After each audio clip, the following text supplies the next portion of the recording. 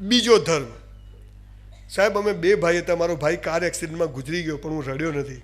પણ જ્યારે બીજો ધર્મ કહું ત્યારે ઘણીવાર ઢીલો થઈ જઉં છું.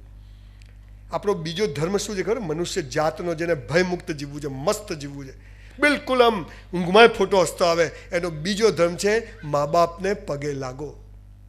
Respect your parents. મા બાપને પગે લાગવો એ આપણો બીજો ધર્મ છે. તમારામાંથી કેટલા લોકો લાગે? Just rays your hand. ઓહો, મારા સેમિનાર વધારે હોંભળ્યા લાગે છે અહીંયા બધા. આટલા લોકો જોડે હું એક સેલ્ફી લઈશ, ફેસબુક પર અપલોડ કરીશ, અને જે લોકો નથી લાગતા એને 2 હાથથી સલામ, ઇન તે રિસ્પેક્ટ કરવું. ઘણા ધર્મમાં મનાય છે કે ભાઈ નહીં, તો એ એમની રીતે છે. સાહેબ, જે મા બાપને પગે લાગે છે ને, દુનિયામાં કોઈના બાપની તાકાત નથી કે એને ઝુકાઈ શકે. સાહેબ, આટલી તાકાત ત્યાં આગળ. સાહેબ, હવે તમને બીજી કાંઈ, આપણે બધા હરામી માણસો, લોજિક ના હોય તો લાગીએ નહીં પાછા. લાલીઓ લાવ વગર લોટે નહીં. ફાયદો શું કહો? ફાયદો બતાવો. તમે સુરતમાં એક વાક્ય સાંભળ્યું છે, ફર્સ્ટ સાઇટ ઓફ લવ, પહેલી નજરનો પ્રેમ. સાહેબ, મેં તો પેલી છોકરી દેખીને બસ આ જ જોઈએ, હવે બીજી વાત નહીં. સાહેબ, મેં તો પેલો છોકરો બાઇક પરથી ઉતર્યો, આ જ જોઈએ, બસ પહેલી નજરનો પ્રેમ. આ પહેલી નજરનો પ્રેમ નથી, આ તો સેક્સ છે. આ જે જોઈને થાય ને એ સેક્સ હોય, અને સેક્સ 200 રૂપિયામાં મળે. પણ પ્રેમ કોને કહેવાય? પહેલી નજરનો. આપણે માના પેટમાં હોઈએ ને, માને ખબર નથી કે છોકરો છે કે છોકરી છે, ડાયો છે કે ગાળો છે, ધોળો છે કે કાળો છે, બહેરો છે કે બોબડો છે, લૂલો છે કે લંગડો છે. અને માં આપણા માટે લંગોટ, બાળોતી અને ગોદડી બનાવે ને, એને પહેલી નજરનો પ્રેમ કહેવાય સાહેબ. And for that reason we have to બો ડાઉન અવર પેરેન્ટ્સ. આ જોઈને તો બધુંય થાય. કોઈને લૂલી, લંગડી, કાળી, કુબડી છોકરી ગમે, મનતા કહાણી ગમી ગઈ. ના થાય, બધું બરાબર હોય તો જ થાય. એટલે એ પ્રેમ નથી, એ લોચો છે. સુરતનો નહીં, આખી દુનિયાનો. આપણો બીજો ધર્મ છે respect your parents, bow down your parents.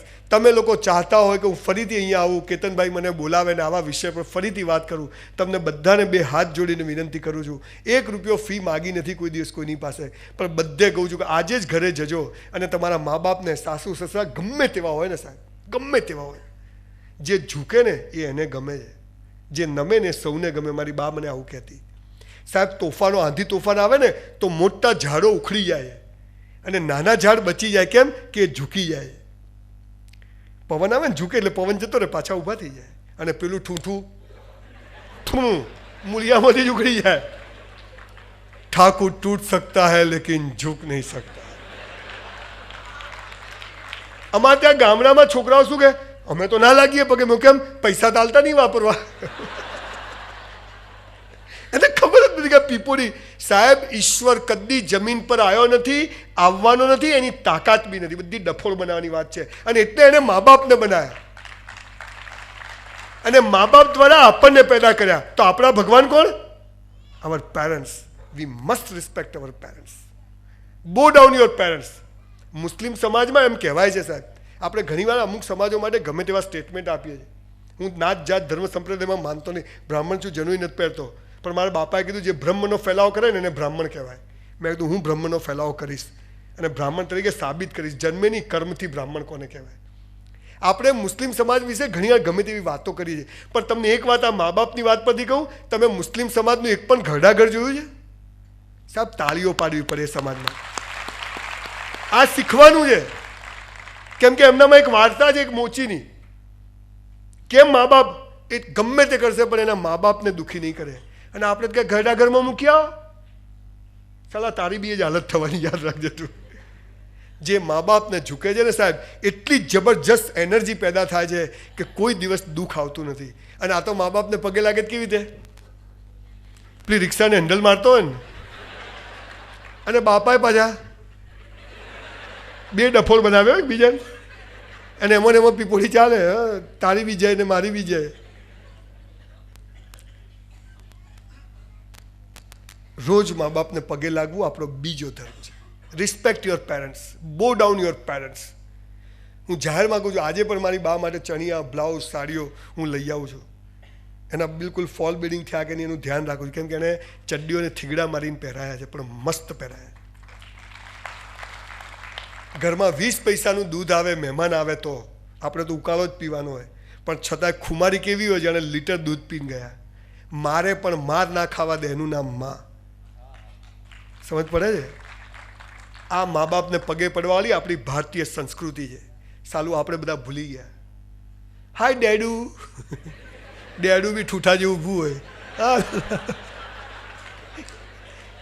સાલું બાઈ ને બાપા, તમને ખબર છે બાપા એટલે શું?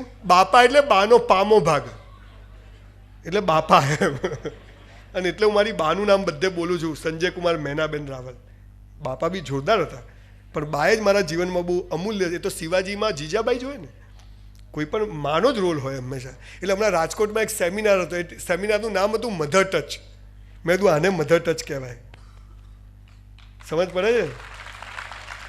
એક અભણમાં એક કાચા પથરાને કેવો તૈયાર કરી શકે. અને એ મા બાપને સાલું આપણે પગે ના પડી કે એક શબ્દ સામે બોલી, એમની વાત સાથે સંમત થવું ના સંમત થવું એ જુદી વાત છે. એ કહે કરવું એ જુદી વાત છે. ઓબિડિયન્ટ છોકરા છોકરીની વાત જ નહીં, મને ગમતા જ નહીં. અમારો છોકરો તો અમે કહીએ એમ જ કરે. મેં તું ફાતડો થશે નક્કી. કે કરે સારી વસ્તુ છે, પણ એ એનો અવાજ પણ રજૂ કરે. આવા છોકરા છોકરીઓને આજે સમાજને જરૂર છે. એ બહુ રિસ્પેક્ટથી મા બાપને એમ કહે કે તમે આમ કહો છો પણ હું આમ કહું છું, તમે કહો છો કે આમ કરો પણ હું આ ચર્ચા કરી શકાય એવા બાળકોની જરૂર છે, એવા મા બાપની જરૂર છે. બેટા તારે શું કરવું? જો બેટા આમ કરશો તો આમ થશે, આમ કરશો તો આમ થશે. તારે કૂવામાં પડવું જ પડ. ના ના અમારે તો એકનો એક છે, 3 જણ પડો, બીજું શું હોય? બીજું શું કરવા તમને કંઈ કહું? બીજો ધર્મ છે